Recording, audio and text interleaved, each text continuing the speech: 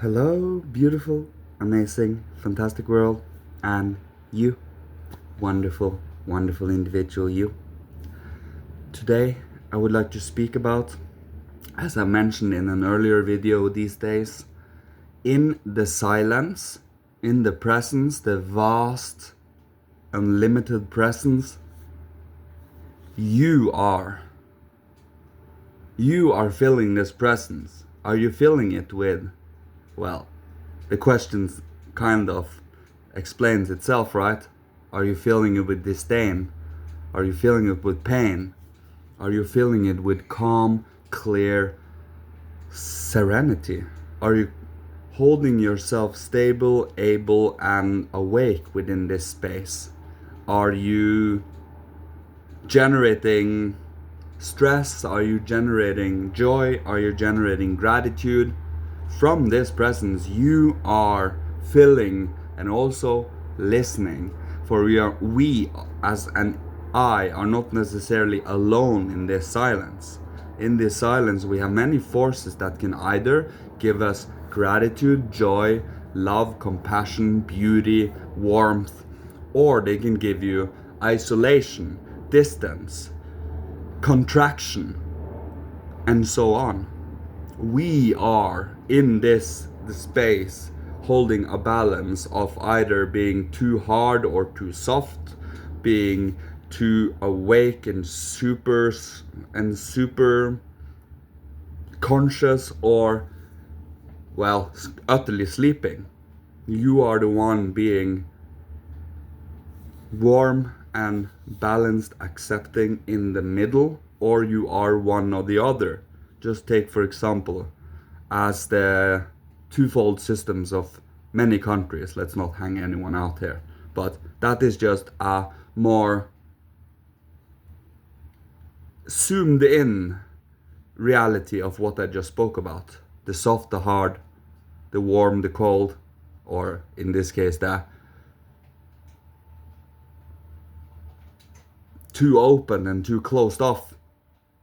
The feeling is all the same everywhere. We are in the middle, truly. Holding balanced out, they cannot live without each other. They are constantly, literally isolating them away from each other, but in the end, they are belonging to each other. Without one from the other, we are missing certain faculties and traits and qualities that we human beings are a whole being and coming from. But by us being biased to certain dualities where we are threefold beings, and being threefold, that means the beam of the scale and the fulcrum of the scale. You see that? The beam is balanced on the fulcrum. We are the fulcrum. The fulcrum of the scale, the balancer of the scale. You see the threefoldness here. We are the one side, the other side, and the balancer of the sides. And we are the one holding them in balance or becoming imbalanced based on our own freedom and inner capabilities of holding oneself stable and in equilibrium. From love, compassion, gratitude, but having the sense that we are not being of, what should we say, fully unfolded qualities yet. And hence we have still things to learn when it comes to balancing these things. But one should have the joy and the enthusiasm and the initiative of wishing to explore these qualities. The more we do so, the more we're capable of not only seeing either or, but seeing both. For I am a person that includes everything, not only holding a certain it's me versus you, but it's me and you. And how are we going to meet each other? How am I meeting you? And then it is your responsibility. How am I meeting me? How are you meeting me? That is the responsibility you have. You can choose to meet me in the middle and then choose to hold the same respect, or you can choose to degrade me in your own being and hence degrading yourself, as an example. Because we do not truly wish to have these disrespectful inner thoughts, because how can we do that when we still have things to unfold within ourselves that might be of a more ugly trait? We can say to ourselves, we do not have any of these, but we would be lying. We have our things we constantly need to work upon. Should work upon, not need to, because need to means that we must. It's should. Should is the word because that means you should do this or else something of a result will occur. You will have to live in that consequence of not doing or doing. And I would rather make attempts and slowly but surely make small mistakes and then slowly but surely coming to a being and a state where I can understand where the right choices might be. For how can we know what is the beautiful choice to make if we do not know the ugly and where we have felt ashamed of ourselves for doing the wrong choice, where we know we could have done better? All of these has to be experienced and felt. Once you do, you truly come into a certain, okay, so that's how I wish other human beings to feel. That is how I wish myself to feel. Do to others as you wish others will do to you, in a sense. And hence you become more soft, more gentle, more warm. You wish to lift up people because you have become so confident and have an inner contentment with yourself that you do not feel that you need to take from others to lift yourself up. You lift yourself up and hence wish to lift others up with you. It's a huge difference, change of state of being. You wish to truly see people shine, see them prosper, see them become as abundant as life itself. That is what a true sibling should do.